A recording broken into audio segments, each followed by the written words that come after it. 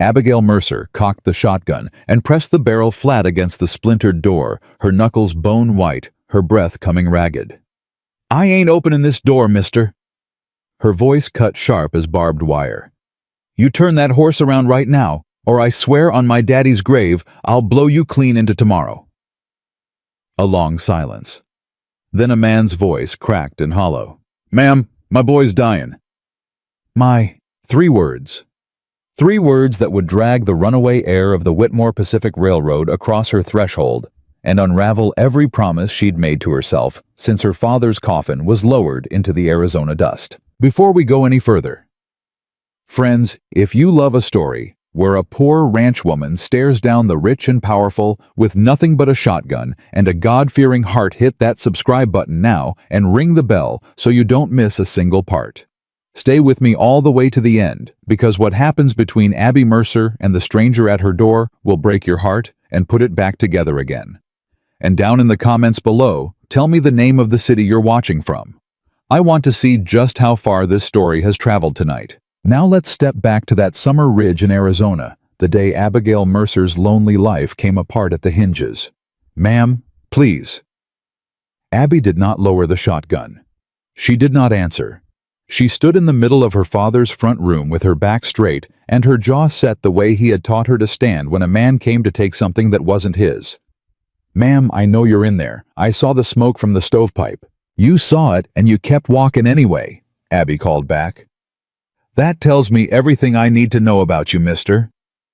"My boy hasn't had water since yesterday morning." "Then you ain't much of a father, are you?"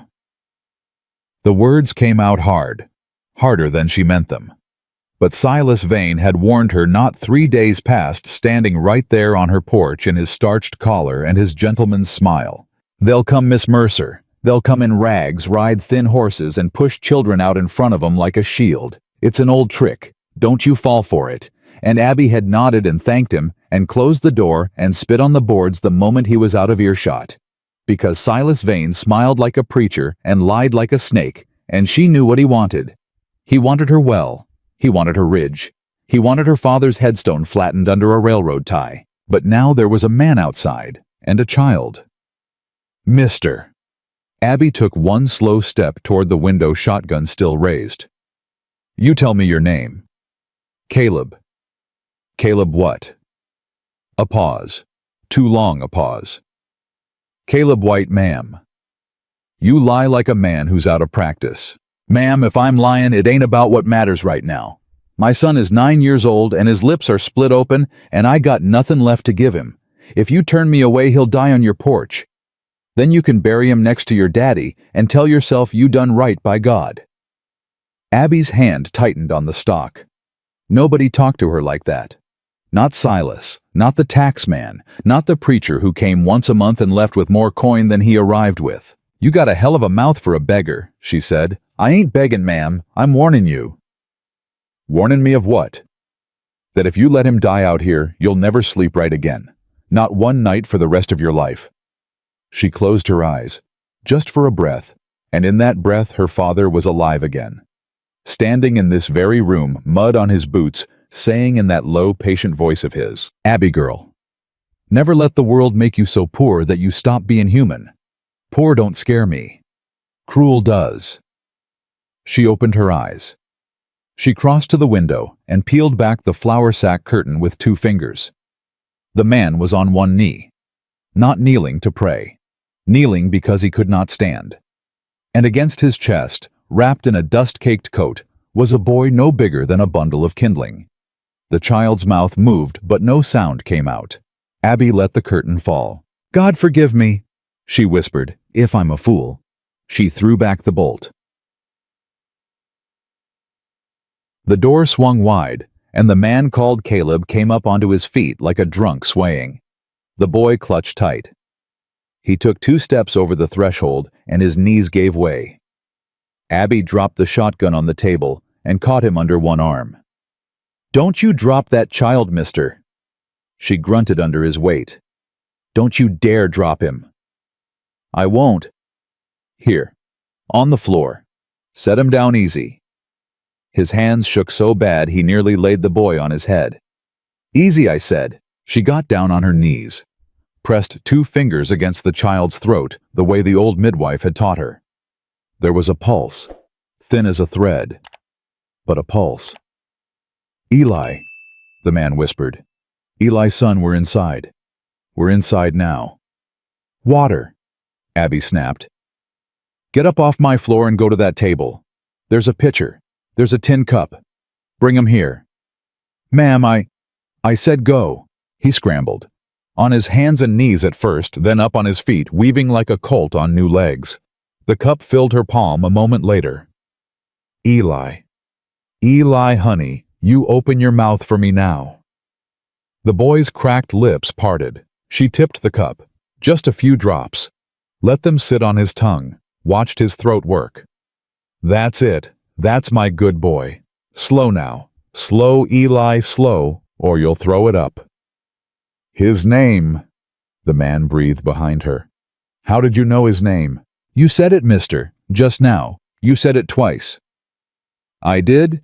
You did." He sat down hard on the floorboards, put his face in his hands, made a sound that wasn't quite a sob, but was cousin to one. Abby did not turn around. "Mr. Caleb White, or whatever your name is, you keep your hands where I can see 'em." "Yes, ma'am." "And don't you move toward that shotgun." "I ain't looking at the shotgun, ma'am. I'm looking at my boy." "Good. Keep looking."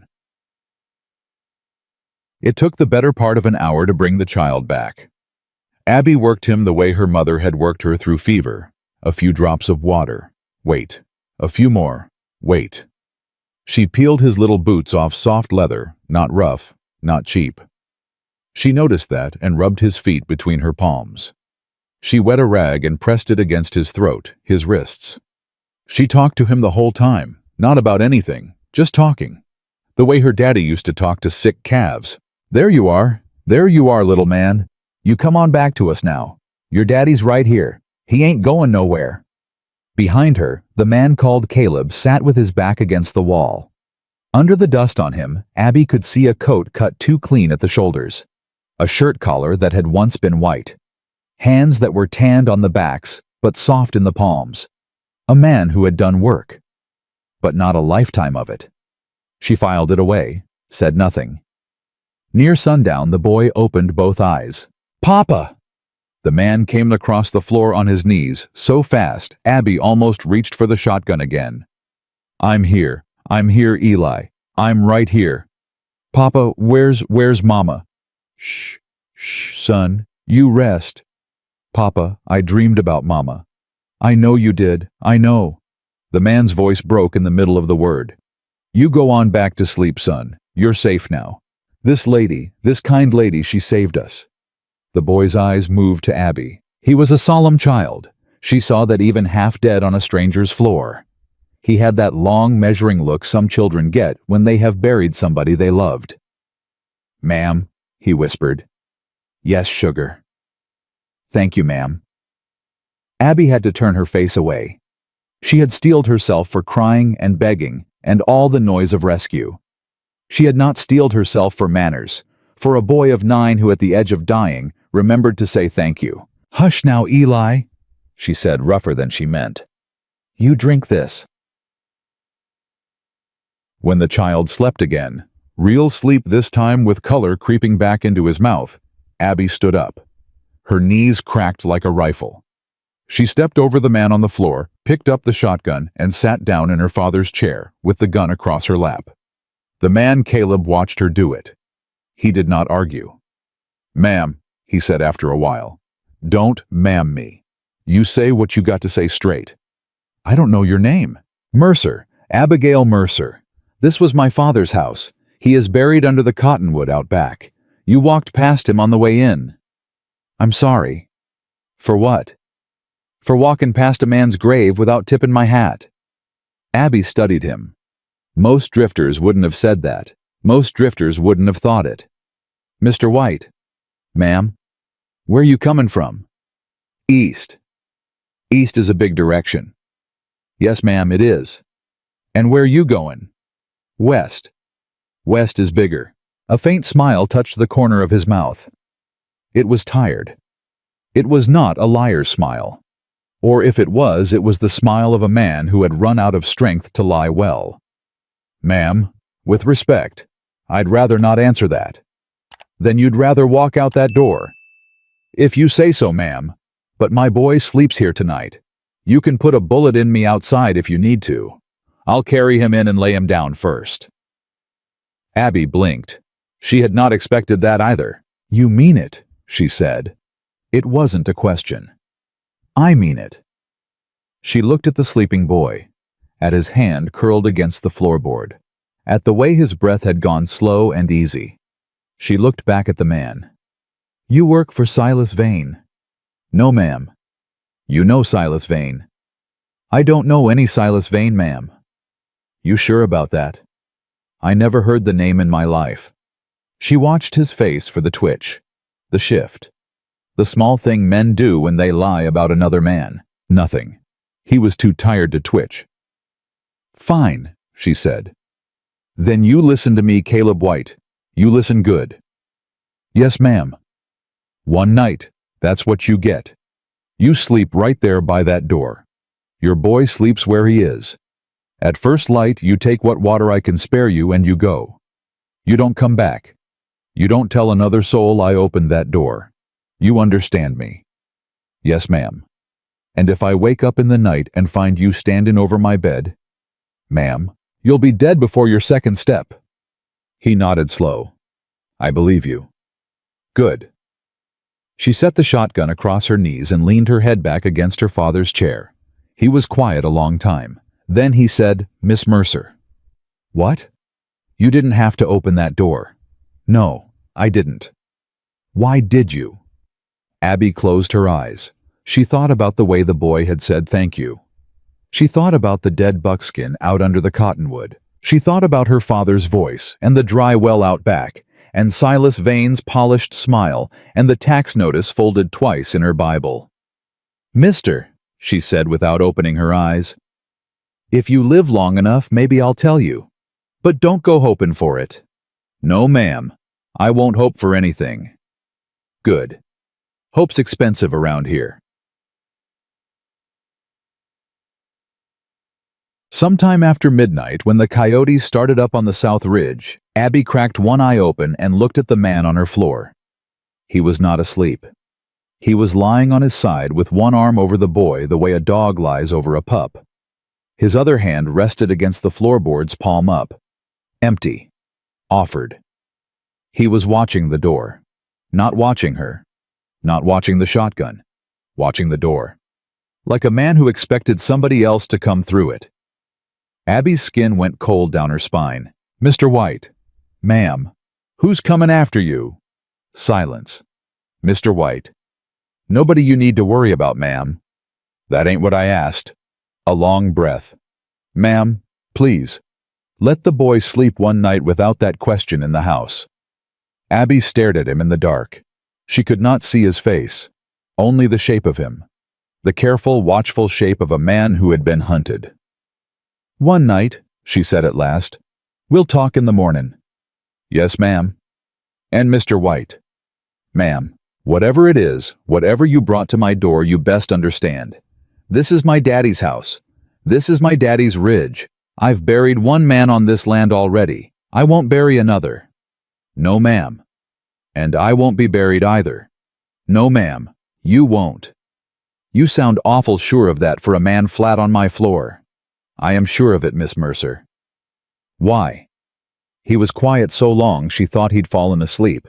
Then, softer than the coyotes, softer than the wind in the cottonwood, he said, "Because I've seen what happens to women like you, ma'am, and I'd sooner die on this floor than see it happen to one more." Abby did not answer that. She could not. She sat in her father's chair with the shotgun across her knees, and the tax notice folded twice in her Bible, and a strange man's boy asleep on her floorboards, and she listened to the breathing of two strangers until the sky outside went from black to gray, to the pale blue of an Arizona dawn she had never in all her 28 years been less certain of. Somewhere down the road under the same sky, a man named Silas Vane was dreaming of her ridge. Somewhere further east under the same sky, The Whitmore Pacific Railroad was drawing a line on a map that ran straight through her father's grave. And in Abigail Mercer's front room, on a bare plank floor, the heir to all of it slept with his hand on his son's back, and did not know yet that the woman in the chair across from him had already, without meaning to, made up her mind. She would not turn them out. God help her. She would not. Dawn came up over the ridge the color of a healing bruise, and Abigail Mercer had not slept for one single minute. She watched the light bleed across her father's floorboards. She watched it touch the boy first, then the man. She watched the man's eyes open the instant the light reached his jaw, as if his body kept watch for him, even in sleep. He did not move. He only looked at her across the room, across the shotgun. "Mr. White." "Ma'am?" "Your boy needs breakfast." "Yes, ma'am." "I got oatmeal. I got one egg. The egg goes to him." "Yes, ma'am." "You want to eat, you work." "I figured." "I ain't done figuring." Abby stood. Her knees cracked like a rifle shot. "You sit up, slow. Keep your hands where I can see 'em." Caleb sat up slow. He kept his hands where she could see them. "Rule 1, she said. "You don't go in that back room. Ever. That was my father's room. You so much as touch that door, I end you." "Yes, ma'am." "Rule 2. You don't speak to nobody who rides up this road, not a neighbor, not a drifter, not the Lord Jesus Christ himself. You go in the barn. You stay in the barn. You let me do the talking." "Yes, ma'am." "Rule 3. She stepped closer. "You lie to me one more time about who you are, you and that boy are on the road before the coffee's cold. I don't care how thirsty he is. I don't care how tired you are. I don't care if the devil himself is riding up behind you. Out. Do you hear me?" Caleb looked at her a long moment. Then he nodded once, the way a soldier nods. "I hear you, Miss Mercer." "Good. I ain't going to promise not to lie, ma'am." Abby's hand went back to the shotgun. "But I'll promise not to lie about what matters." He held her eyes. "I'll promise you that. And when I can tell you the rest, I will." "When you can?" "Yes, ma'am." "That ain't a promise, that's a riddle." "It's the best I got, ma'am. I'm sorry." She stared at him for a full count of 10. He did not look away. She had expected him to look away. "Get up," she said. "Pump's out back. Water's brown, but it'll clean the trail off you. Boy can sleep." "Miss Mercer." "What?" "Thank you." "Don't thank me yet, Mr. White. You ain't seen what I'm going to work out of you." By the time the sun was 2 hands high, Caleb was up on the roof of her barn. Abby watched him from the yard with her arms folded. He'd taken off his shirt. His back was brown from the sun and scarred in 2 places, one long white line along his ribs, one puckered knot below his shoulder blade, that she knew without being told was a bullet. She had seen her father come home with scars like that once from a war she was too young to remember. He was not a cowboy. She was almost sure of it now. A cowboy's hands were ruined the first year. His hands were ruined only in patches. Palms, yes. Knuckles, yes. But the backs were too even. The nails were too good. The fingers moved too deliberately, like a man who had once held a fountain pen more often than a rope. "Mr. White." "Ma'am?" "Where'd you learn to patch a roof?" "My grandfather's place, back east." "Where east?" A pause, a hammer strike. "Pennsylvania, ma'am." "That the truth. That much is, ma'am." She let it go. For now. Inside the cabin, Eli was awake. She had not heard him rise. She turned, and there he was standing barefoot in her doorway, holding her father's wool blanket around his shoulders like a cape. His hair stuck up in 12 directions. His eyes were enormous. "Ma'am." "Sugar. You hungry?" "Yes, ma'am, please." "Come sit." He did. He climbed onto her father's chair the way a small deer climbs, careful, a little scared. She set the egg in front of him. She set the oatmeal beside it. She set the last of the honey in a jar between them. "Eat slow." "Yes, ma'am." She watched him pick up the spoon. His hand was so small the handle went halfway up his arm. He looked at the egg. He looked at her. He looked at the egg again. Ma'am? What sugar? Is this the only egg? Abby's throat closed. Don't you worry about that. Papa says don't take the last of a thing from a person. Well, Papa ain't here right now, and I'm telling you to eat it. He took one bite. He chewed like he was counting each chew. Then his small shoulders started to shake, and he was crying without noise into the oatmeal. And Abby, who had not cried at her father's grave, not once, not even when they threw the first shovel, turned her face to the wall because her eyes had started running, and she did not want the child to see. Eat, Eli.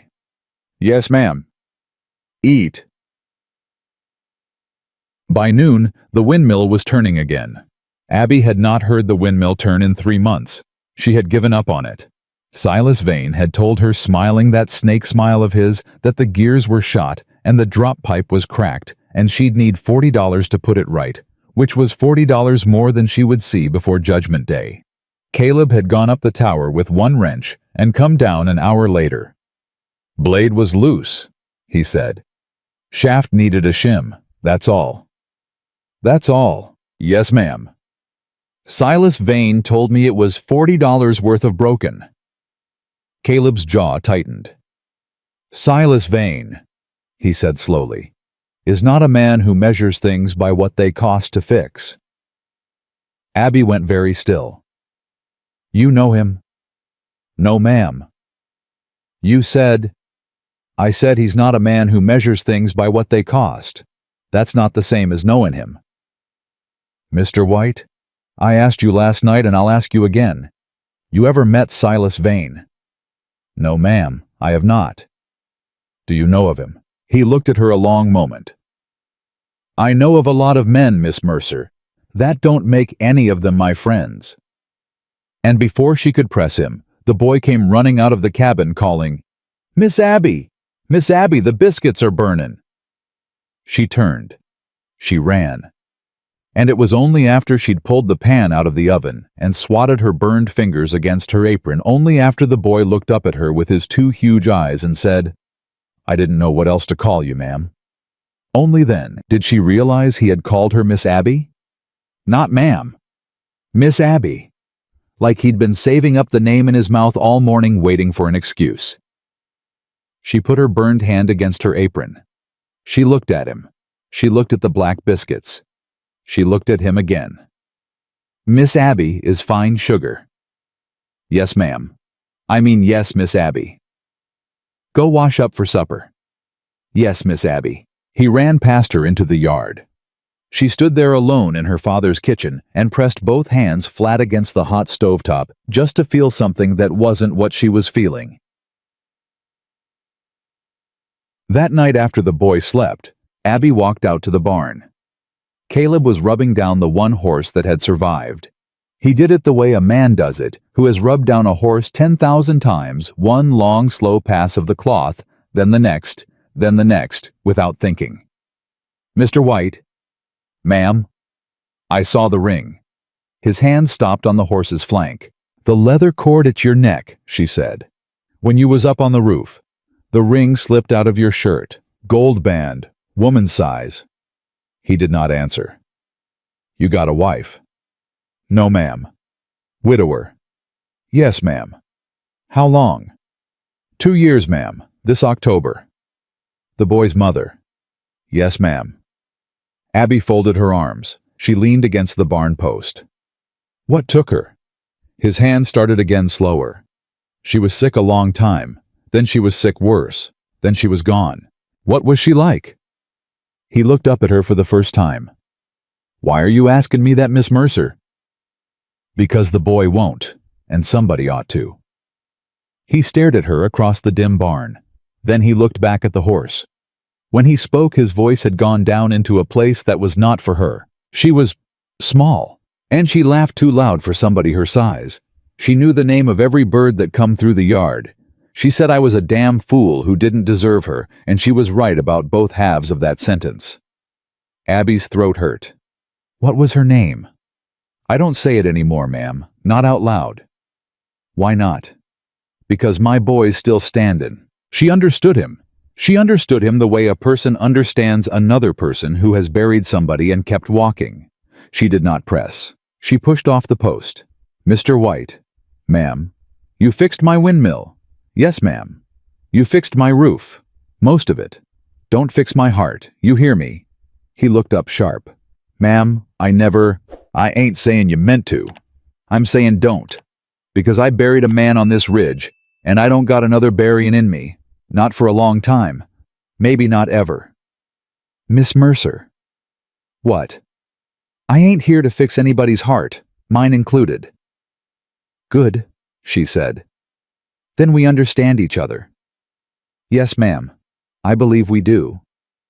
She walked out of the barn. She did not look back. 2 mornings later, she was washing the boy's shirt in the basin when her hand hit something hard in his coat pocket. She pulled it out. It was a lighter. Silver. Heavy. Expensive. The kind of thing a man carried who did not need to think about what things cost. It was engraved on the flat. 2 letters deep cut, the gold polish still in the grooves.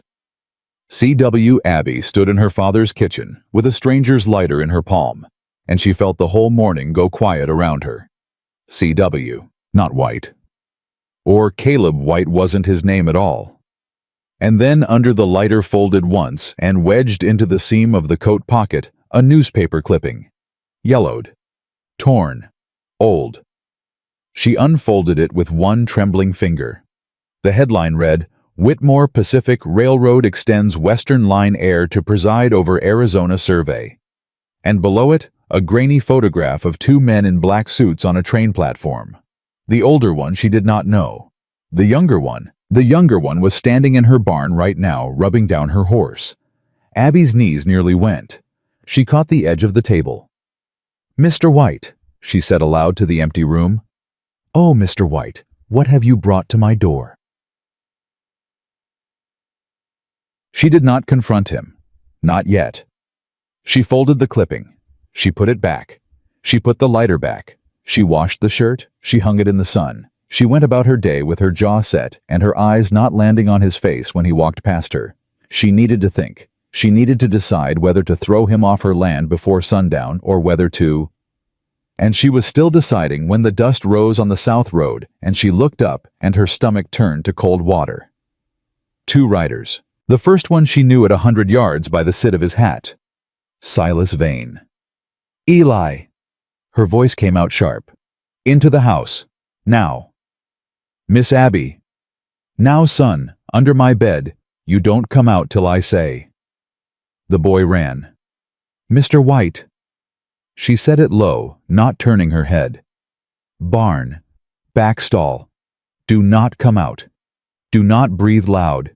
You hear me."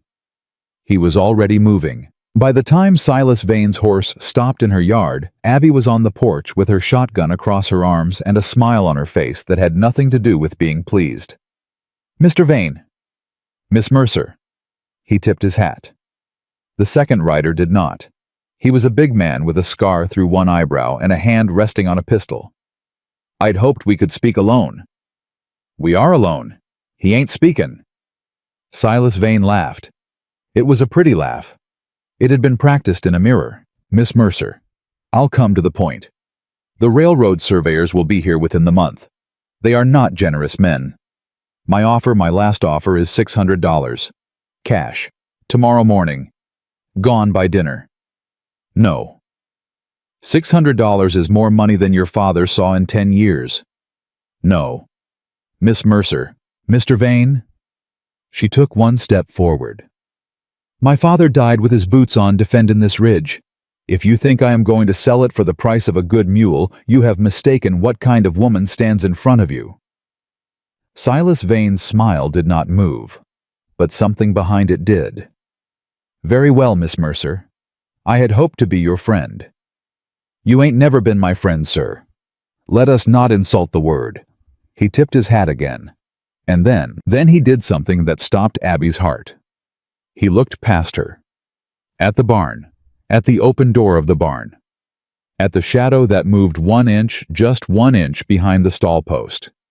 His eyes narrowed, then widened, Then a slow smile spread across his polished face. Not his practice smile. A different one. A real one. A hungry one. "Miss Mercer?" "What?" "You have a hired hand." "None of your business." A tall fellow, dark-haired, scar below the shoulder blade. Abby's blood went cold. "How do you know what's under my hand's shirt, Mr. Vane?" "I don't, Miss Mercer." His smile widened. "I'm only guessing." "Get off my land." "Of course, ma'am." He turned his horse. He rode 2 paces. He stopped. He looked back. "Miss Mercer, one more thing." "What?" "You should ask your hired hand what his true name is, before you trust him another night under your roof." And he rode out. Slow. Easy. A man who had just put down a winning card. Patang. Abby did not move for a long time. Then she walked into the barn. Caleb was standing in the back stall with both hands flat against the wall and his head down between them, breathing like a man who had just run a mile. "Mr. White?" "Miss Mercer." "He knew you?" "Yes, ma'am." "He knew you on sight?" "Yes, ma'am." "You got till moonrise to tell me the whole of it, or I will walk into town myself tonight and ask him." He turned around slow. His face had gone the color of old ash. "Miss Mercer, if you walk into that town tonight, you will not come back out." "Then talk." "Ma'am." "Talk Mr. White, or Whitmore, or whatever letters go with the C on that lighter I found in your boy's pocket this morning." His head came up sharp. For a long second, the only sound in the barn was the horse breathing. Then Caleb Whitmore, because that was his name, and they both knew it now, closed his eyes. "Miss Mercer." "What?" "Are you asking me if I'm running from the law?" "I am asking exactly that."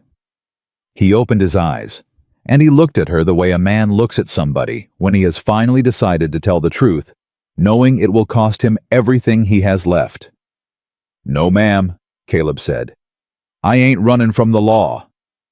"Then what?" "I'm running from the men who write it." "The men who write it?" Abby did not move. "Mr. Whitmore?" "Yes, ma'am." "You say that again. Slow. My name is Caleb Whitmore. My father is August Whitmore. You may have heard the name." She had. Every poor rancher in Arizona had.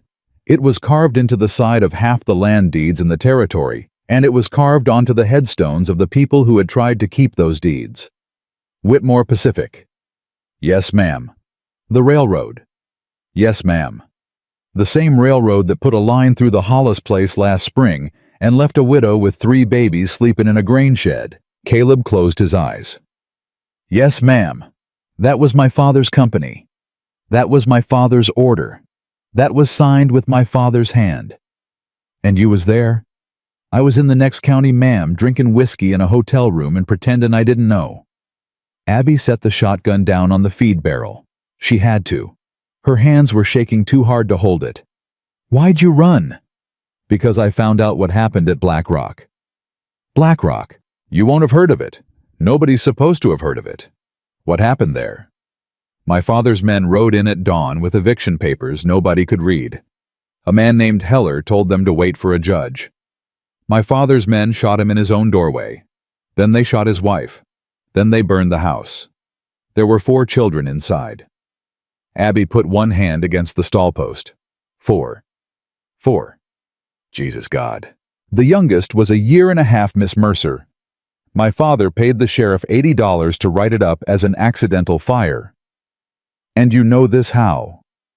"Because my father told me, at his supper table, over roast beef. He told me like he was telling me about a horse trade." "And what did you do?"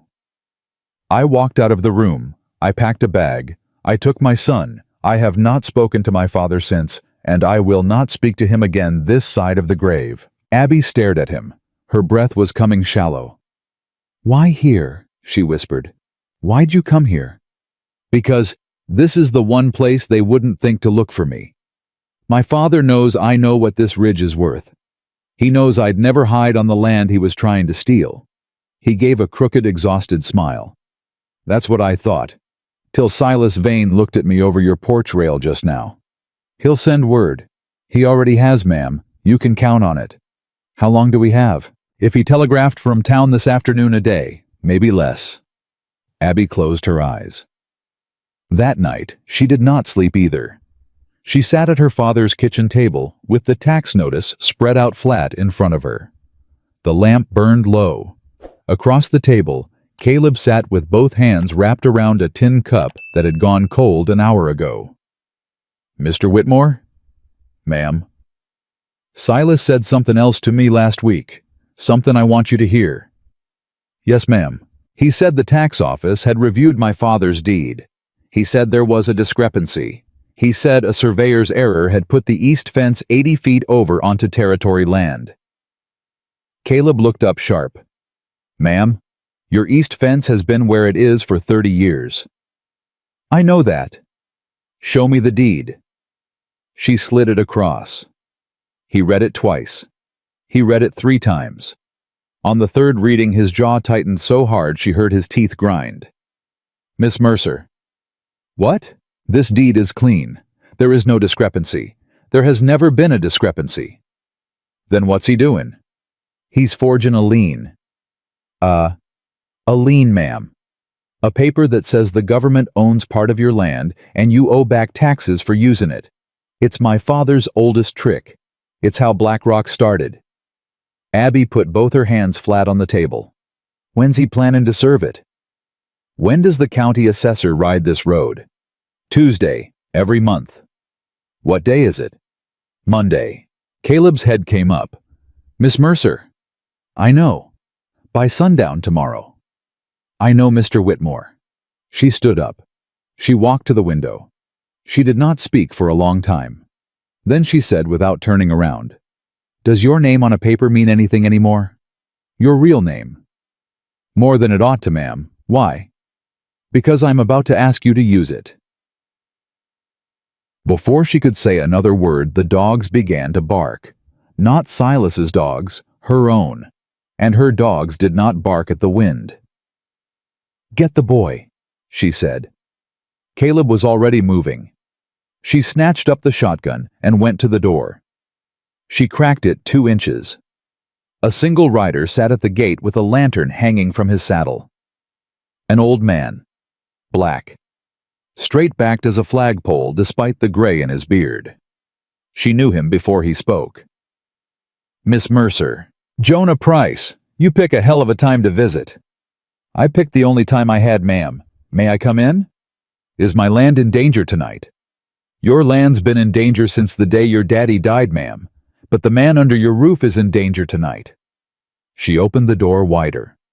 Jonah stepped in. He took off his hat. He saw Caleb standing by the back wall with Eli tucked behind his leg, and his old face did not change so much as settle, like water finding a level. Mr. Whitmore, Caleb went still. I knew your mother's son, before she married your daddy. I scouted for her brother's outfit in '63. Caleb opened his mouth and nothing came out. She was a decent woman, Jonah said. Decent women sometimes marry poor. Sir, Caleb whispered. Don't sir me, son. I ain't come for manners. I come because Silas Vane rode into town tonight and wired 3 men in Denver. I know because the telegraph clerk is my wife's cousin, and my wife's cousin owes me a favor from the war that I do not plan to ever let him forget. 3 men, Abby said. Pinkertons, ma'am. Dear God. They'll be on the morning stage. Tomorrow at noon they'll be standing in the town square. And Silas Vane will be standing beside him with a speech in one hand and a forged paper on your land in the other. Abby's knees almost went. Mr. Price, Caleb said. His voice had gone flat. I'll ride out tonight, with the boy, if I'm gone before sunup. You'll be gone, and she'll still lose this ranch. What? Silas don't need you to take her land. You was just a bonus son, your name on his wall. The ranch is what he was after from the start. You leave tonight, he rolls over her at noon anyway, and you spend the rest of your life knowing you let a good woman get rode over twice. Caleb turned slowly to Abby. Miss Mercer. Don't, she said. Ma'am, I brought this to your door. Don't, Mr. Whitmore. Don't you dare stand in my father's house and tell me you brought Silas Vane to my door. That snake has been at my fence 3 years. But nothing. Jonah cleared his throat. Children, if I may. They both turned. There's one way, Jonah said, and only one. You do not run tonight. You ride with me into town in the morning, both of you. And before Silas Vane opens his mouth on that hotel step, Caleb Whitmore opens his first. They'll kill him, Abby said. They'll try, Jonah said. That's why you're bringing me. Dawn came red as a warning. Abby dressed in her mother's black riding skirt. She braided her hair back tight. She loaded the shotgun and put 6 more shells in her apron pocket. She put the boy on the gentle mare with strict orders to ride in the middle between Jonah and herself. Caleb rode the tall buckskin at the rear. They made town by 10. And they had not counted on the wind. By the time they came in off the south road, the dust was already up. It rolled through the square in waves the color of old blood. Men had covered their faces with bandanas. Women had pulled their children inside. The dry goods sign above the mercantile was banging against its hinges, hard enough to split wood. Silas Vane was standing on the hotel steps. He was not alone. 3 men in long coats stood behind him. Their eyes did not move. Their hands did not move. Their coats were open. The Pinkertons. Miss Mercer. Jonah's voice was low. Do not stop riding till we are inside that crowd. If we stop outside of it, they'll pick us off. Yes, sir? And ma'am. What? If it goes sideways, you get the boy on that mare and you ride. You do not look back. You do not come looking for your man. You do not come looking for me. You ride. I will not. Miss Mercer, Mr. Price, I will not ride anywhere without that man. Not now. Not after last night. So don't ask me again. Jonah looked at her. Then he almost smiled. Yes, ma'am. They pushed into the crowd. Silas Vane saw them at 20 paces. His practiced smile bloomed. He raised both hands like a preacher calling a hymn. Friends, neighbors, hear me. The crowd quieted. This man, Silas pointed straight at Caleb, straight across 100 heads. This man has been living under a false name among you for 3 weeks. This man has been taken shelter in the home of a poor widow. This man, a murmur ran through the square, is no cowboy. Silas paused for his effect. He always paused for his effect. His name is Caleb Whitmore. Railroad blood, railroad money, railroad lies. The murmur became noise. It became ugly noise. A woman in the front row spit at the ground. A man in a striped vest called out, Whitmore, my brother lost everything at Black Rock. Another voice. String him up. Someone else. String 'em both up. She's been hiding him. The crowd surged forward 1 step. Abby kicked her heel out of the stirrup, dropped to the ground, and stepped in front of Caleb's horse. Stop! The word came out of her like a shot. The front row stopped. You will not touch him. Silas Vane laughed. Loud. Theatrical. Miss Mercer, step aside. This man is a Whitmore. He has brought his father's poison to your door, and you do not even know it yet. I know it better than you do, Mr. Vane. The square went quiet. Abby turned full around. She looked up at Silas on his hotel step. She raised her voice so the back row could hear her. I know exactly who he is. I have known since yesterday morning. I found his name on a newspaper clipping in my wash basin. Silas's smile slipped 1 notch. And I did not throw him off my land. Miss Mercer. Hush. You had your turn. She turned back to the crowd. Y'all want his name to matter now? Well, where were your names when my daddy was dying alone on that ridge? Where was your honor when my roof caved in the February before last? Where was your Christian mercy when I buried my father with a shovel I borrowed because I couldn't afford my own? Nobody answered. This man, Abby said, pointing behind her without looking, came to my door 3 nights ago with a dying child and 2 bleeding hands. He asked for water. He asked for nothing else. He fixed my windmill. He fixed my roof. He ate what I fed him, and he slept on my floor, and he never once asked me to feel sorry for him. He gave more to my place in 3 days than this whole town gave me in 3 years. A different kind of silence now. You want a villain, you got one. She pointed at Silas. That man standing up there in his clean collar has been forging liens across this county for 18 months. Ask the Hollis widow. Ask the Crane boys. Ask any soul in this square who's lost a fence line and can't remember signing away a foot of it. Silas's smile was gone. She is raving. I am counting Mr. Vane, and I ain't done. She turned to Caleb. Mr. Whitmore. Ma'am. Get down off that horse. He got down. Walk up those steps. He walked, slow, every eye on him. Halfway up he stopped. He turned. He faced the square. My name, he said, and his voice carried, is Caleb Whitmore. That is true. My father is August Whitmore of Whitmore Pacific. That is also true. The crowd made a sound like a wave. I am the heir to everything he owns. Every mile of track. Every deed. Every dollar. Someone in the back shouted, Then pay us Whitmore. Caleb did not flinch. I will not pay you. A shocked silence. I will not pay you, he said again, because a payment would buy my peace and leave yours broken. I will do you one better. He reached inside his coat. Silas Vane's hand moved. Easy, Mr. Vane. Old Jonah's voice came from behind Caleb, low and calm. Easy now.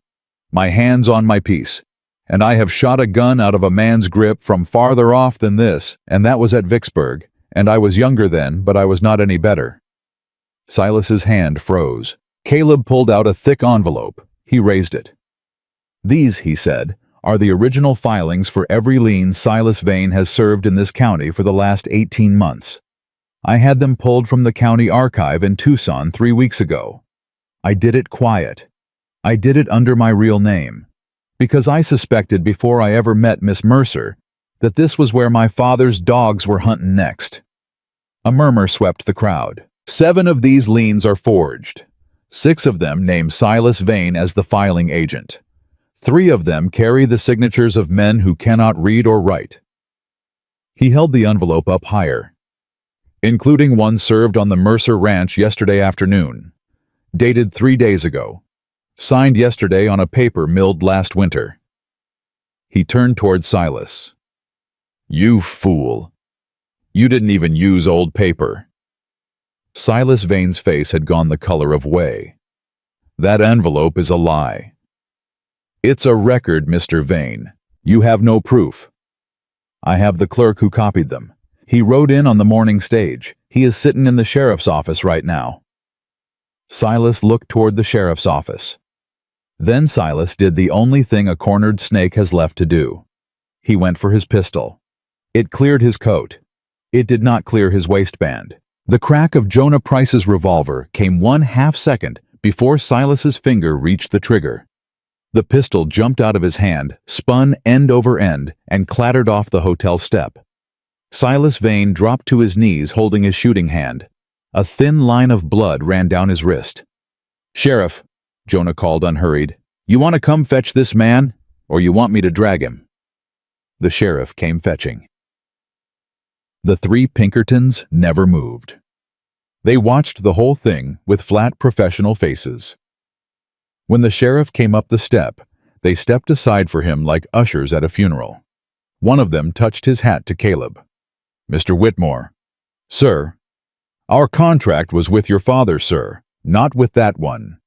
He nodded at Silas, who was being pulled to his feet. We're not in the business of robbing ranches. You'll hear no trouble from us. Thank you. And sir. Yes, your mother was a decent woman. Caleb closed his eyes for one heartbeat. Yes, sir. She was. The Pinkertons walked away. The crowd broke apart slower than it had come together. A woman near the front wiped her eyes with the back of her hand. The man in the striped vest, the one whose brother had died at Black Rock, came forward to the foot of the hotel step. He looked up at Caleb. Mr. Whitmore? Sir? My brother was Thomas Nelson. Caleb's jaw worked. I know the name, sir. You know it? I know every name, sir. I wrote them in a book. I look at it every night. Your brother is on page 2. The man stared at him a long time. Then he said very quietly, You are not your father. No, sir. I am trying hard not to be. The man nodded once. He did not offer his hand. He walked away. Caleb came down the hotel steps slow. His face had gone gray under the dust. His legs did not seem to be carrying him properly. Abby met him at the bottom. She did not say anything. She put her hand flat against his chest. Just that. Just the flat of her palm, right above his heart, steadying him the way a person steadies a man who is about to fall. He looked down at her hand. Miss Mercer. What? There's one more thing I have to tell you. There always is with you. Before I rode into town this morning, I rode into town before you woke up. You what? I went to the tax office at sunup. I paid your father's back taxes. Abby went still under her own hand. You did what? $92.41, Miss Mercer. The ledger is clear. There is no lien to serve because there is no debt to serve it on. Mr. Whitmore, I did not do it to buy you. Mr. Whitmore, I did it because your father died on that ridge and no poor man should lose his daughter's house for $92, while a Whitmore is standing in the same county. Abby's hand did not move from his chest, but her shoulders had started to shake. You fool, she said. You absolute fool of a man. You did it before you knew if you'd be alive tonight to tell me. Yes, ma'am. You did it thinking you were about to ride into this square and die. Yes, ma'am. And you paid my taxes first. Yes, ma'am. Abby Mercer, who had not cried at her father's grave, who had not cried when the windmill died, who had not cried when Silas Vane laughed in her face on her own porch, pressed her forehead against Caleb Whitmore's dusty shirt, right there in the middle of the town square, in front of every soul who had just watched her face down a mob, and she cried like a woman who had been holding it in for 3 years. He put one hand very careful on the back of her head. He did not say a word. He had finally, after 2,000 miles of running, found the one place on the earth he was not going to leave. The square had mostly emptied by the time Abby Mercer lifted her head off Caleb Whitmore's chest. She did not apologize for it. She did not look anybody in the eye. She wiped her face with the back of her wrist and turned and walked straight to where Eli sat on the mare, and she lifted him down with both arms around him like he weighed nothing. You all right, sugar? Yes, Miss Abby. You scared? Some. That's honest. Yes, ma'am. Honest is good. She carried him on her hip to where Jonah was already gathering the reins of the horses. The boy put his arms around her neck, and he did not let go. She did not ask him to. Caleb came up behind her. Miss Mercer. We are going home, Mr. Whitmore. Ma'am? We will talk at the ranch. We are not talking in this town one more minute. Yes, ma'am. They rode out slow. Men tipped their hats as the horses passed. A few did not. One woman stepped out from a doorway and pressed a wrapped parcel of cornbread into Abby's hand without a word, and stepped back inside. A boy of maybe 12 ran alongside the mare for a full block and finally stopped in the dust and stood watching until they turned the corner. Nobody spoke until the town was a mile behind them. Then Jonah said, Miss Mercer. Mr. Price, there is one thing I did not tell you in the barn last night. Abby's shoulders tensed. Mr. Price, I swear before God, if there is one more thing. There is always one more thing, ma'am. That's the nature of trouble. What?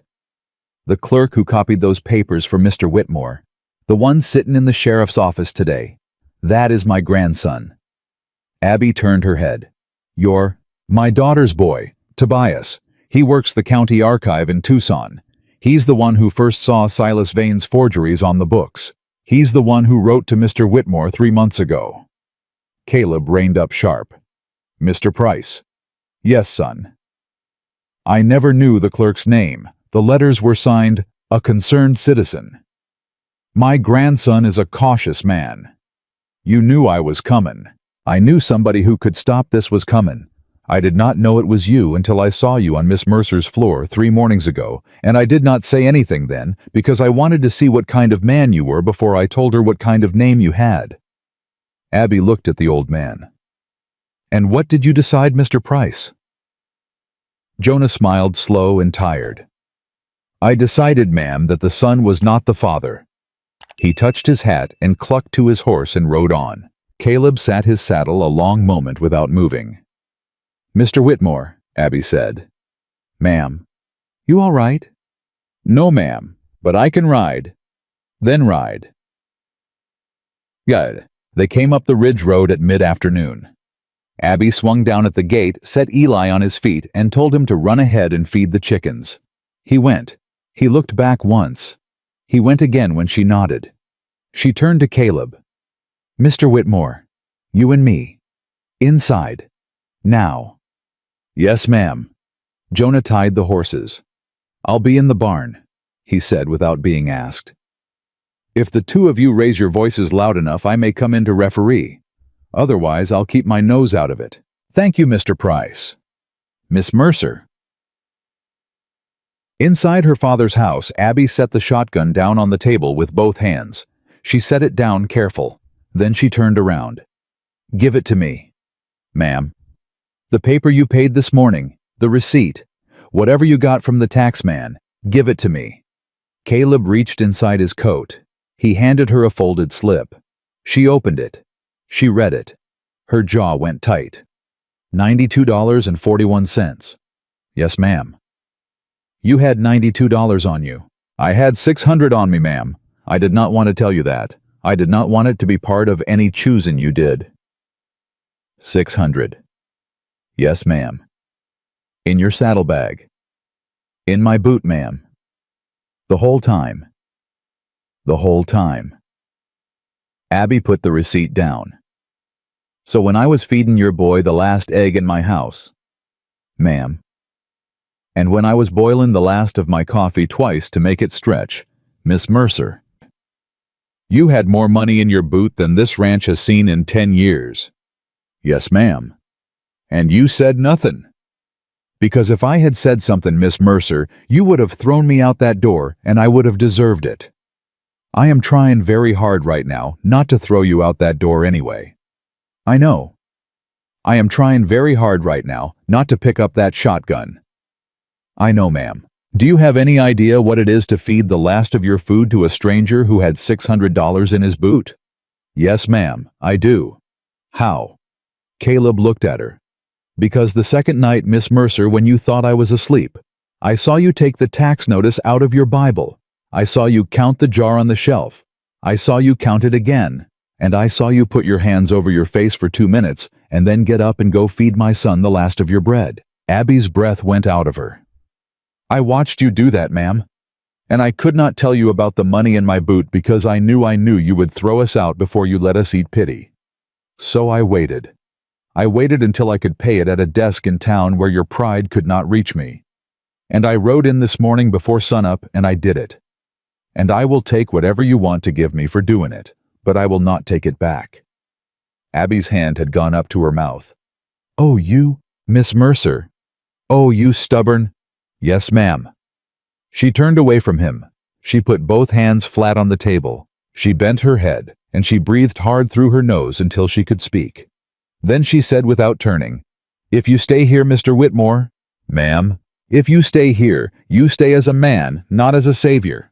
You stay because I let you, not because you bought it. And you never again make a choice about this ranch without asking me first. Not the roof, not the well, not the fence line, not one nail." "Yes, ma'am?" "You ask. I answer. If I say no, you stop." "Yes, ma'am." "And if I say yes, Mr. Whitmore, you do not thank me, because I am tired of being thanked for letting a man stand next to me." "Yes, ma'am." She turned around. "Do we understand each other?" "We do, ma'am." "Say it." "I stay as a man, not as a savior." "Good." She sat down hard in her father's chair. "Now pour me some of that coffee I couldn't afford last week, and sit down before I change my mind." He had just poured it when the dog started again. Not the wind this time, not a neighbor. A single horse coming up the road fast. Caleb set the pot down. "Mr. Whitmore?" "Ma'am." "If that is another Whitmore man." "It ain't." "How do you know?" "A Whitmore man does not ride alone." Abby got up. She went to the door. She opened it. A young rider was already off his horse and coming up the porch. He was maybe 20. His coat was road-dusted, and his hat was in his hand before he reached her step. "Miss Mercer." "Son?" "I am from the telegraph office, ma'am. I rode hard because this was marked urgent." He held out a yellow slip. "For Mr. Whitmore." Abby took it. She looked at the name on the front. She did not open it. She handed it to Caleb without turning her head away from the boy. "Who sent it?" "I was not told, ma'am, but the sender paid in gold, and he paid double." "When?" "About 2 hours ago, ma'am. Came in on the line from Denver." Caleb's hands had gone very still around the telegram. "Son," Abby said, "is there more?" "No, ma'am. I just—" "Go to the pump. Drink. Water your horse. Rest him an hour. Then ride home slow. You done good." "Thank you, ma'am." She closed the door. She turned. Caleb was standing in the middle of her father's kitchen holding the yellow slip like it was a coal. "Mr. Whitmore?" "Ma'am." "Open it." He opened it. He read it. His face did not change. That was the worst part. A man's face ought to change when a thing like that comes through the door. "Mr. Whitmore." "Miss Mercer." "Who?" He handed it to her. She read it. "Son, I know where you are. I have known 6 weeks. Vane was a test. I arrive Thursday. Bring the boy. We will speak as men." "Father." Abby sat down, not on a chair, on the floor. She went down the way a person goes down when their knees have quit. "Thursday." "Yes, ma'am." "That is 2 days." "Yes, ma'am." "He was a test." "Yes, ma'am." "You mean to tell me that snake out there, that railroad dog who forged my deed, who almost took this ranch, he was put here by your daddy?" "I believe he was, ma'am. I believe my father wanted to see what I would do." "And what did you do, Mr. Whitmore?" Caleb looked at her. "I fell in with a poor woman on a summer ridge and I stopped running." She did not speak for a long minute. Then she said, "Get up off your boots and come sit by me on this floor, Mr. Whitmore." "Ma'am?" "Sit. Before I stand up and my legs give out again." He came. He sat down beside her with his back against the table leg and his long legs stretched out across her father's boards. She passed him the telegram. "He wants the boy." "Yes, ma'am." "He will not get him." "No, ma'am." "Over my grave he will not." "Over mine first, Miss Mercer." Agreed.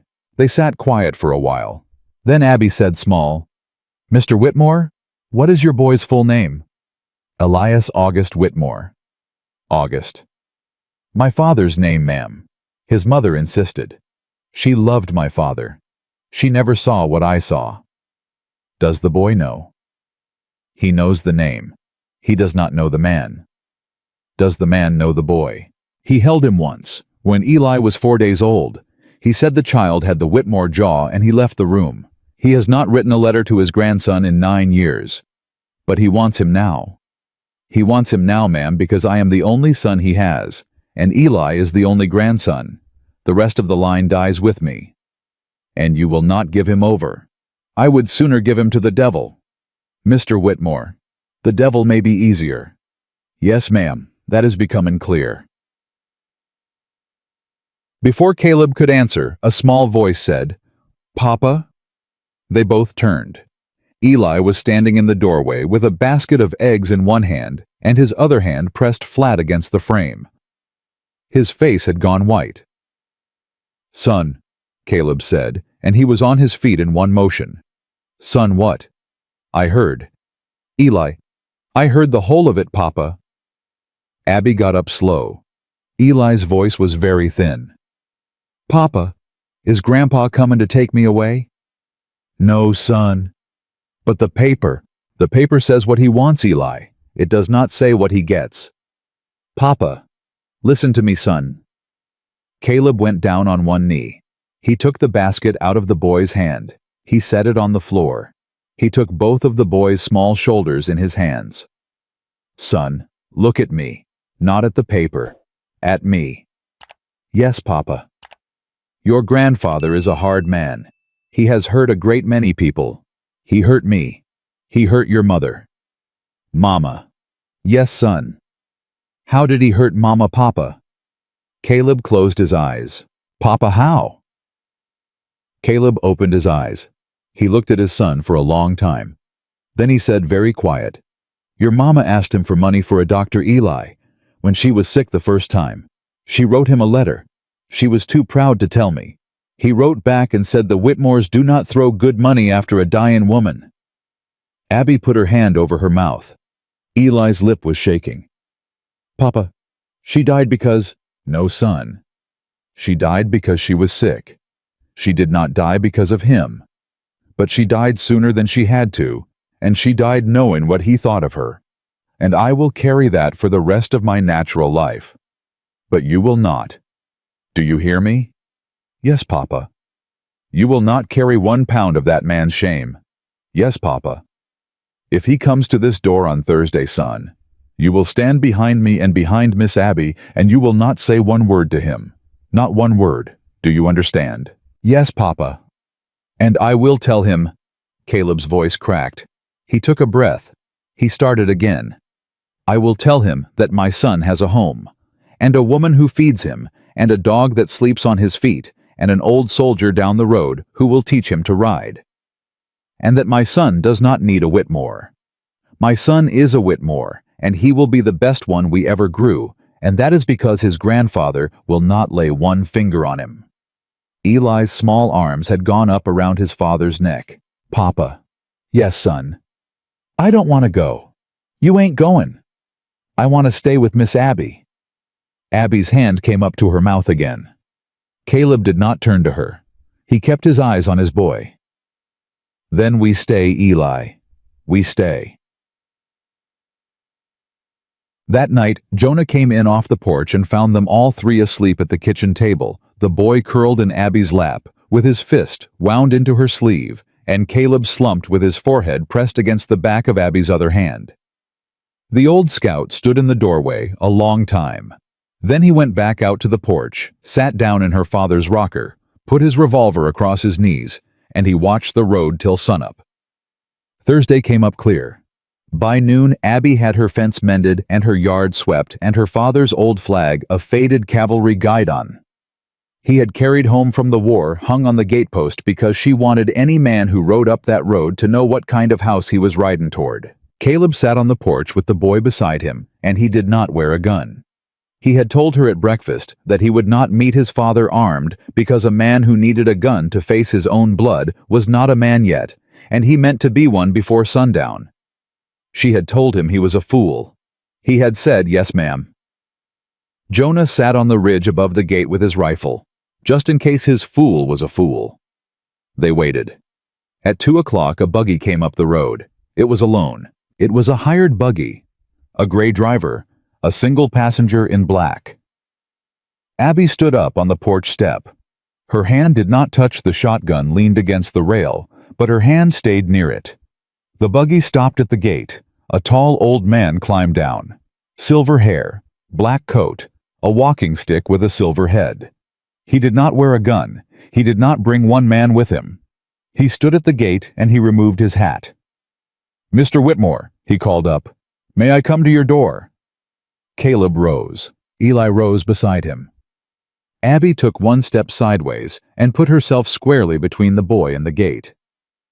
"You may come to my door, sir," Caleb said. "But you will stop at the step, and you will speak to me from there. You will not cross it." "Very well." August Whitmore walked up the path alone, his stick tapping the hard ground. He stopped at the bottom of the step. He looked up. He did not look at Caleb first. He looked at Abby. "Madam?" "Sir?" "I am told you are Abigail Mercer." "I am." I am told you have been feeding my son and my grandson for 7 days on an egg a day in prayer. I have been feeding them, sir, on what the Lord saw fit to put in my pantry. The old man was quiet a long moment. Then he said, Madam, I owe you a debt. Abby did not answer. Caleb stepped forward. Father, son, you will say what you came to say, and you will leave. I will, son. August Whitmore looked up at his boy. His face did something very strange then. It did not soften. A man like that did not soften, but it cracked. I am dying, Caleb. Abby's hand went tight around the porch rail. I have a growth in my chest. The doctor in Chicago gave me 4 months. I have used 2 of them looking for you. I did not send Vane to take this ranch. I sent him to find my son. He was to telegraph me, that is all. He got greedy. He is no loss to me. Father, let me finish, boy. I have not got the breath for a second run at it. Caleb closed his mouth. I have rewritten my will. The railroad goes to a trust, a board of your choosing. My name comes off the letterhead in January. I have instructed my lawyers that every lien filed under forged signature in the last 2 years is to be voided. Every acre returned. Every family reached out to. My name cleared where it can be and marked black where it cannot. A silence. I did not come for the boy Caleb. I came to tell you that. Why? Because I am out of time to be a coward son, and because I read the name Mercer on a list of wrongs my company had done. And I remembered that I knew a man named Mercer in '64, a cavalryman who pulled me out of a ditch at Cedar Creek and would not take my name in return. He said a man's debt to another man ought not to wear a rich name. Abby's hand left the rail. You knew my father. I owed your father my life, Miss Mercer. I did not know he had a daughter until Silas Vane's telegrams came across my desk with the name Mercer on them. I have paid a great deal of money in my life. I have never paid a debt. I have come to pay one. He reached into his coat. Very slow. He pulled out a thick envelope. He held it out to her. The original deed to this ranch, cleared of every lien, every claim, every mark my company ever made against it. In your name alone, Miss Mercer. Not in my son's, not in mine, in yours. Abby did not move. I do not want your paper, Mr. Whitmore. It is not my paper, madam. It is your father's. I am only returning it. She took it. She held it in her hand, and she looked down at the name on the front, and her eyes filled up again, because she had not expected that, and she had spent 3 years armored against every other thing but that. When she looked up, August Whitmore had turned to his son. Caleb. Sir? May I sit on this step for 10 minutes? Only 10. Then I will go. Caleb looked at the boy beside him. Eli looked up at his father. Then the boy, 9 years old, small for his age, a child who had buried his mother and walked across half a state, stepped forward. He walked down to the bottom of the step. He stopped 1 arm's length from his grandfather. He did not reach out. He said very clear, Sir, my papa says I am not supposed to speak to you. August Whitmore smiled. It was a broken smile. Then do not speak to me, child. I am glad only to look at you. Sir? Yes, child. You hurt my mama. Yes, child, I did. Papa says I do not have to forgive you. Your papa is right. I am not going to. No, child, you should not.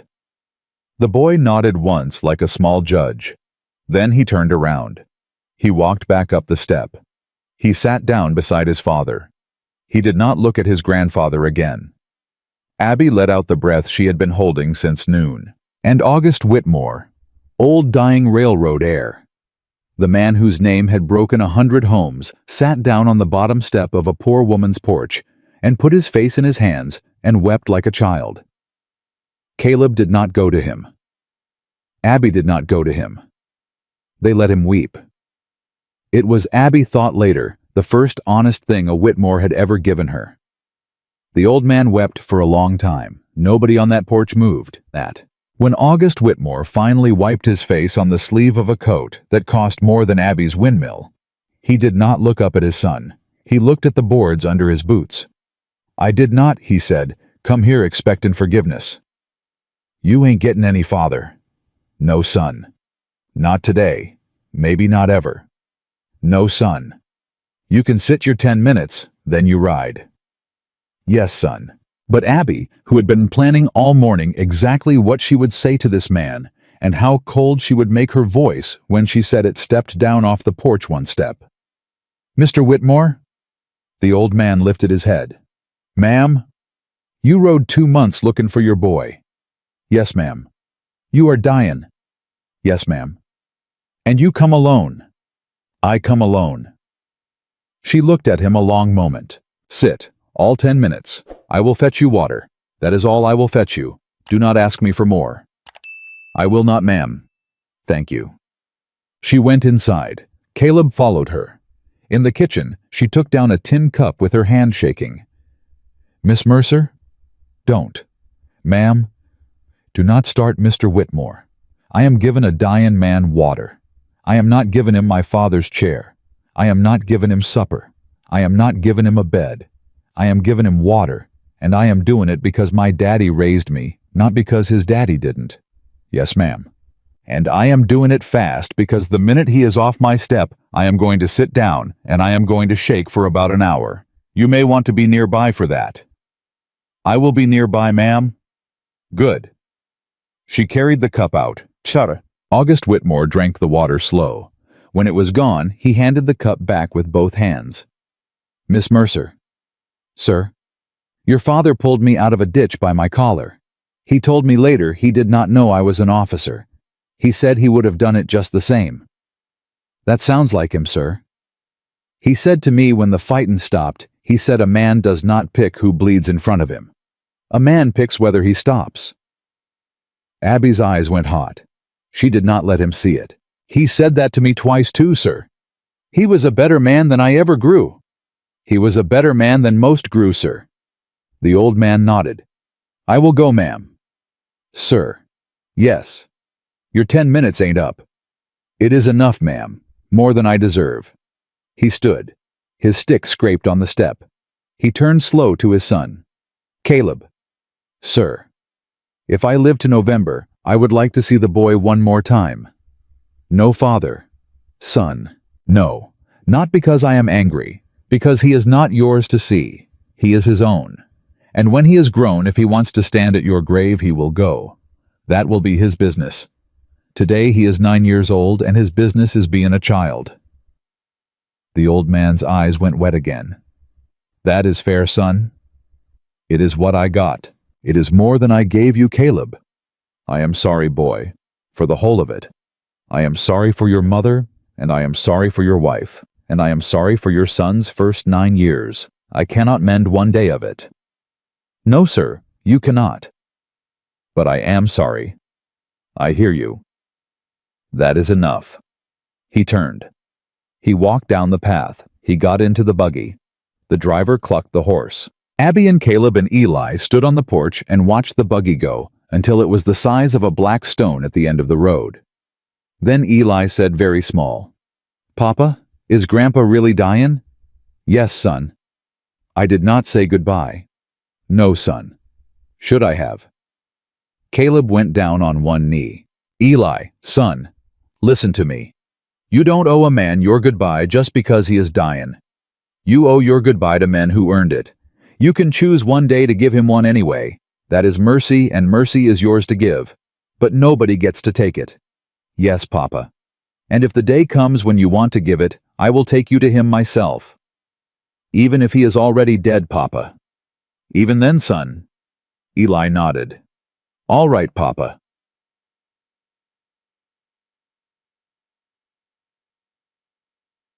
August Whitmore did not live to November. Word came in on a Tuesday, 3 weeks later, in a letter from a Chicago lawyer. The old man had lasted 19 days after his ride into Arizona. He had died at his desk with a pen in his hand, writing his last instructions. The letter said he had written at the top of the final page 2 lines in a shaking hand. The boy is not to be named in this will. He belongs to a woman on a ridge, and she is richer than I ever was. And below that, return to Miss Mercer the remainder of her father's back pay from the war, which this country never sent him. $91. With interest. $60 years' worth. The bank draft was included. It came to $1,140. Abby read the letter twice. She read the number 3 times. She looked up at Caleb across the kitchen table. Mr. Whitmore. Ma'am? I do not know how to feel about this money. No, ma'am. My daddy walked this land with his pockets empty for 40 years because the government forgot him. Yes, ma'am. And now the man who built the railroad that tried to take it pays me back his bill from a grave. It is a strange world, Miss Mercer. It is a strange God, Mr. Whitmore. Yes, ma'am. She folded the letter. I am going to use it, Mr. Whitmore. Yes, ma'am. I am not going to use it on myself. No, ma'am. I figured you would not. She used it on the Hollis widow. She rode out the next morning with the bank draft in her saddlebag and Jonah Price at her right hand. Caleb stayed at the ranch with Eli. She did not ask him to come. This one, she said, was hers. She came home 3 days later. She came home with 7 families behind her, every one of them poor. Every one of them cheated. Every one of them turned off their land by a forged lien or a crooked tax assessor or a Silas Vane with a practiced smile. Every one of them with children half-starved and an old grudge against the Whitmore name. She had not given them the money. She had given them the news. The news that Caleb Whitmore, heir to Whitmore Pacific, was sitting on a ridge with a list of every stolen acre in the territory and a legal man in Tucson who would file the claims for free. By September, that ridge was the busiest piece of ground in the county. Men rode in to sign papers. Women rode in to cry over coffee at Abby's table. Children slept in the barn on bedrolls. Eli, who had not spoken to another child in 8 months, taught 3 boys how to find rattlesnake skins in the rock pile, and came back to the porch one evening with his hair dusty, and his knee skinned, and his face for the first time since Abby had known him bright. Caleb saw it. He sat down next to her on the step that night after the boy was in bed. Miss Mercer. Yes, Mr. Whitmore. I have not seen him laugh like that. Not since his mother was well. I know, Mr. Whitmore. Ma'am? Yes. You did that. No, sir. He did that. On his own time. I only kept the porch swept. Miss Mercer, do not be modest. It does not suit you. Mr. Whitmore, do not tell me what suits me. That suits you even less. He laughed. It was the first time she had heard him laugh all the way through. Yes, ma'am. It was October before he brought out the ring. He waited for a Saturday evening. The house was quiet. Eli was down at Jonah's reading out of a book the old scout had given him. The fire in the stove was low. Abby was at the table mending a tear in her father's old coat with a needle she had threaded 3 times because her hands kept forgetting what they were doing. Caleb set a small cloth bundle on the table in front of her. Miss Mercer. What is this? Open it. She opened it. It was a plain gold band, thin, a little uneven at the join. Not a store-bought ring. A ring made by a man who had melted something else down into it. Abby's needle stopped. Mr. Whitmore? Yes, ma'am. This is not a lady's ring from Chicago. No, ma'am. This was made here. In Tucson, ma'am. By a silversmith I paid 50 cents to do the work while I waited. What did you melt, Mr. Whitmore? He reached into his pocket. He brought out the other piece. He set it down next to the ring. It was half of a heavy gold signet, broken clean in 2. The Whitmore family crest had been cut straight down the middle. One half sat on her kitchen table. The other half, she understood without asking, had become the band. Mr. Whitmore. Ma'am. You cut your family ring in half. Yes, ma'am. You cut your father's name off of your hand. Yes, ma'am. And you made me a band out of the half that was left. Yes, ma'am. She did not look at him. Why? Because, Miss Mercer, I spent half my life carrying a name I was ashamed of. I am not carrying it any further. Mr. Whitmore. And with you, ma'am. Mr. Whitmore, do not. With you I have learned that a man can put down the name he was given and build a better one with his own hands. If you will have me." She looked up at him. Her eyes were full, and she did not care that he saw. "Caleb." It was the first time she had used his first name. He went still. "Yes, Abby." "I do not need a last name." "No, ma'am. I am a Mercer. I will die a Mercer. My father lies out under the cottonwood, and he will have my bones beside him when the time comes." "Yes, ma'am." "I am not taking your name." "I am not asking you to, Abby." "Then what are you asking?" "I am asking you to let me take yours." She put both hands over her face. "Caleb." "Yes. You cannot do that. Nobody does that." "A Whitmore cannot do it, no ma'am. A Caleb Mercer can." "You would take my father's name." "I would be honored to, Abby. Your father pulled my father out of a ditch. That is my inheritance. The rest of it can burn." She took her hands away from her face. "Mr. She caught herself. "Caleb." "Yes, Abby." "Ask me proper." "Abigail Mercer." "Yes." "Will you let me build a better name here? On your father's land, under your father's roof, with your hand on my chest, the way it was in the town square, and my hand on your boy's head, now and after for as long as he will have me." She held out her left hand. "Put it on." He put it on. And Abigail Mercer, who had not been kissed since her father's funeral, who had not been held since she was 16 years old, reached across the table and took Caleb's face in both her hands and kissed him square on the mouth over the mending and the needle and the broken half of a rich man's ring. When she let him go, she said, "That was easier than I thought it was going to be, Mr. Mercer."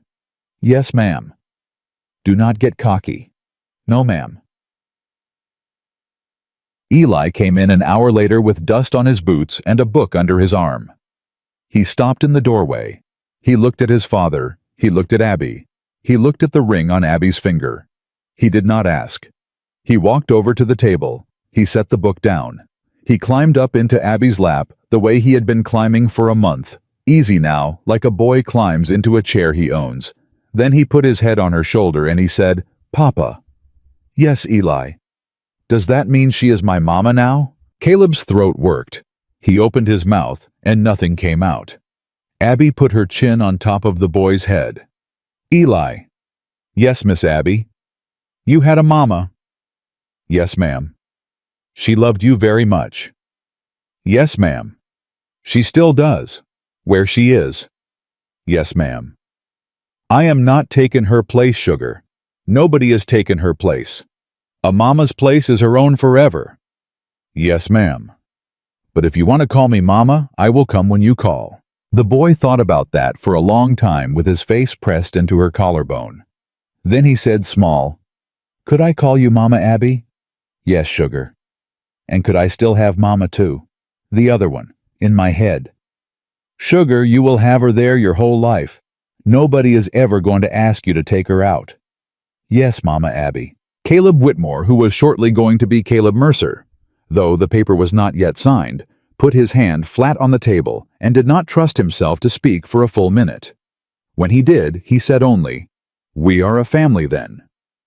"We were a family, Papa," Eli said, "the day you knocked on the door." And that was the part Abby could not speak on at all. Tig. They were married in November under the cottonwood. It was a small wedding. Jonah gave her away because her father could not. Eli carried the ring on a saucer because he had asked to, and nobody had the heart to refuse him. The Hollis widow and her 3 children came. 4 families from the North Ridge came. The silversmith from Tucson came. An old cavalry friend of Jonah's came in uniform. The preacher was late and half drunk and spoke the words anyway, and nobody minded because the words came out true. Caleb signed his new name on the paper. Caleb Mercer. He signed it slow. He signed it like a man laying a heavy stone down. Abby watched him do it. When he was done, she took the pen out of his hand, and she signed her own name under his, not above it, under it, and she said to the preacher, "Under. Do you see it, sir?" "I see it, Mrs. Mercer." A man walks in behind a woman on her own land. That is the order of it in this house. The preacher, half drunk, said, "Amen, ma'am." Deptete. The ranch by the end of that summer and into the fall and through the winter became a different place. The windmill turned every day. The well came back. Abby organized the small ranchers into a water rights council that met at her kitchen table once a month. Jonah was its first chairman. A Mexican rancher from the South Ridge was its second. Caleb never held a seat because Abby had said the first night of the first meeting in front of everybody, "Mr. Mercer does not vote at this table." "Why, ma'am?" somebody had asked. "Because he is a Whitmore by blood, and no Whitmore ever gets to vote on another man's water again. He advises, he listens, he does not vote. That is the rule of this house." Caleb had smiled. He had poured the coffee. He had sat behind her and listened all night. After that, no Whitmore ever did vote on another man's water in that county. Not one. Not ever. The railroad came anyway in the spring. It did not come through Abby's Ridge. It came around it 12 miles south on a long curve that cost the company an extra $140,000. The surveyors did not argue. A letter from Caleb Whitmore Mercer to the new board of Whitmore Pacific, dated the week after his father's funeral, had made the company's position clear. The Mercer Ridge is not to be crossed. Not by a tie, not by a rail, not by a shadow of a surveyor. You will root around. You will explain the expense to the shareholders. You will tell them it is the cost of an old debt. Signed, C. Mercer. They routed around. Eli learned to read that spring. He read out loud to Abby every night and to Jonah twice a week and to his father on Sundays when the weather let them sit out on the porch with their boots up on the rail. He never did call his grandfather's grave. Not that year. Not the next. Not for a long time. When he did finally go, he was 19 years old. He went alone. He took off his hat at the stone. He stood there for 10 minutes.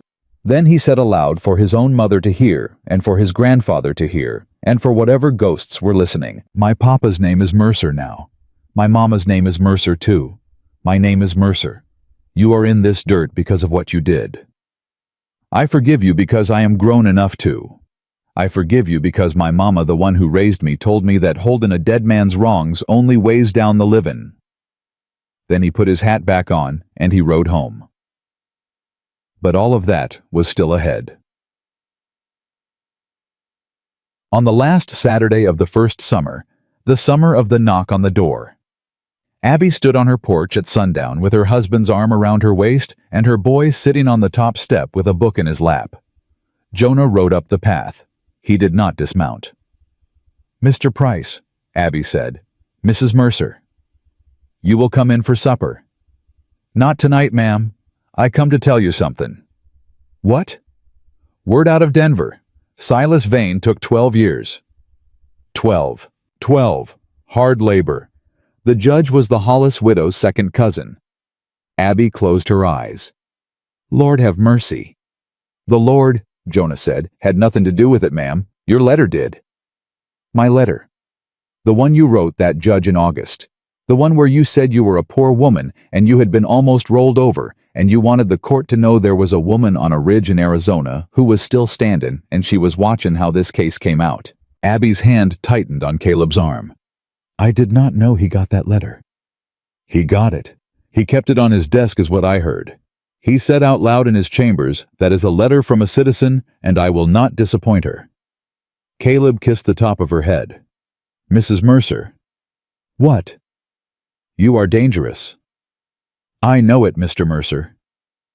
Jonah tipped his hat. He rode off. The three of them sat a while longer on that porch. The sun went down red. Eli turned a page in his book. Caleb held his wife. And Abigail Mercer, a poor ranch woman who had opened her door one summer night to a stranger with a dying child, looked out across her father's land and understood finally, and for good, the thing her father had been trying to tell her all those years ago. That the world does not measure a person by the money in their boot, or the name on their deed, or the rail laid across their ridge. The world measures a person by what they give when nobody is watching. She had given water to a stranger. The stranger had stayed. That was the whole of it. That was the whole story. The railroad still came. Rich men still made plans. Towns still bowed to money. But on one dry Arizona ridge, a poor woman, a runaway heir, a grieving child, and an old cavalry scout proved something stronger than power could survive. Kindness had become resistance. Truth had become shelter. A lonely ranch house had become a home. And the door that Abigail Mercer had opened one hot summer evening with a shotgun in her hand and her father's words in her ear was a door that never for the rest of her natural days closed on another soul who needed it. That is where the story ends. That is where it was always going to end. And it is true.